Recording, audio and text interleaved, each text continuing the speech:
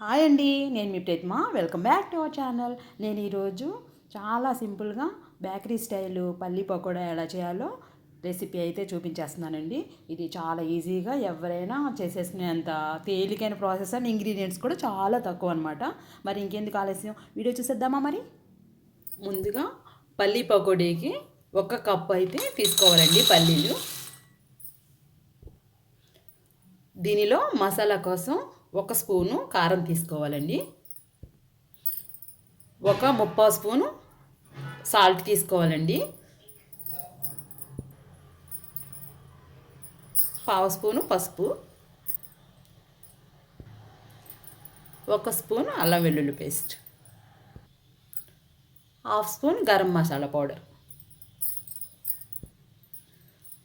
కొద్దిగా red food colour అండి. మంచి కలర్ఫుల్గా కనిపించాలని వేస్తున్నాను. మీకు కావాలంటే వేసుకోండి, లేకపోతే స్కిప్ చేసేయండి. ఈ మసాలాన్ని కలిసేటట్టు బాగా తిప్పేసుకోవాలండి. పిండిలో కంటే కూడా ఫస్ట్ ఇలా పొడి పొడిగా ఉన్నప్పుడే బాగా తిప్పేసుకుంటే బాగా పడతాయి అన్నమాట.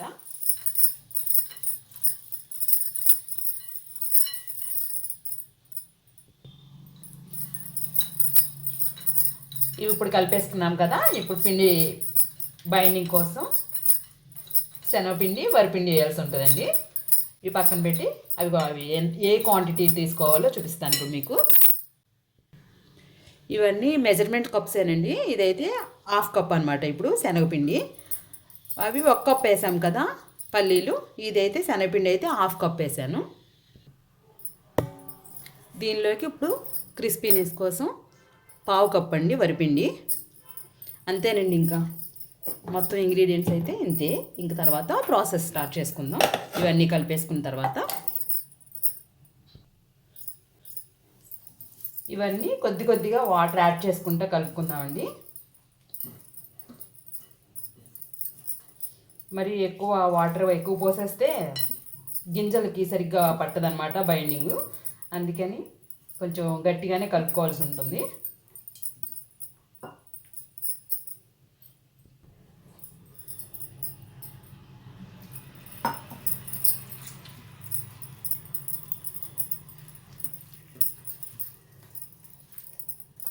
ఇంతేనండి. వాటర్ అయితే ఇంతకంటే ఎక్కువ పట్టదు. 2 టేబుల్ స్పూన్స్ పట్టింది అంతేనండి వాటరు. అయినా చూసి జాగ్రత్తగా కలుపుకుంటే, ఇంకా ఎప్పుడైనా సరే ఈ పిండి కలుపుకోవటమే కొంచెం జాగ్రత్తగా కలుపుకుంటూ అయితే ఇవైతే చాలా ఈజీ అండి. పల్లి పకోడీ అనేది వేసుకోవటం ఇంగ్రీడియంట్స్ తక్కువే, చేసుకోవటం కూడా చాలా ఈజీ ప్రాసెస్ అనమాట. ఇప్పుడు మనం స్టవ్ మీద ఆయిల్ పెట్టుకుని ఇవి పకోడీ వేసుకోవటానికి అయితే రెడీ అయిపోద్దాం. చూశారు కదా, ఇంతేనండి. కలపటం అది చూశారు కదా. ఇంకెంతకంటే జారుగా అయితే చేసుకోవద్దు. ఒక్కొక్క గింజ ఎట్లా వదులుకుంటే నూనెలో చూపిస్తాను మీకు. అది కూడా స్టవ్ ఆన్ చేసుకుని ఆయిల్ వీట్ చేసుకుందామండి.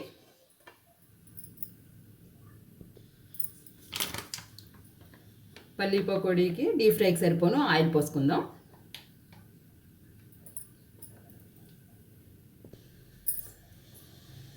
ఆయిల్ వేడైందండి.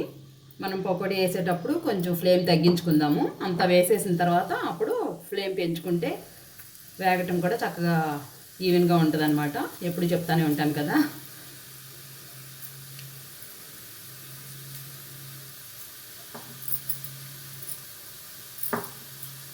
ముద్దలుగా పడినా పర్వాలేదు, కానీ ఇక విడివిడిగా ఒక్కొక్క గింజ అలా వదులుకుంటే కొంచెం టైం అయినా కానీ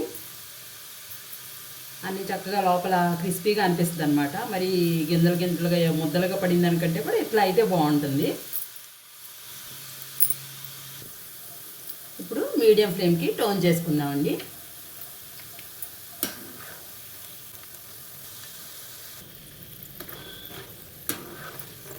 చూసారా, ఆయిల్ వేపు ఆగిపోయింది, కనిపిస్తుంది కదా. ఇంక ఇప్పుడు తీసేసుకుందామండి. సర్వింగ్ ప్లేట్లో కిచెన్ టిష్యూ నాప్కిన్ పట్టుకుని ఆయిల్ సెపరేట్ అయ్యేటట్టుగా దాంట్లోకి అయితే ఇప్పుడు తీసేసుకుందాం.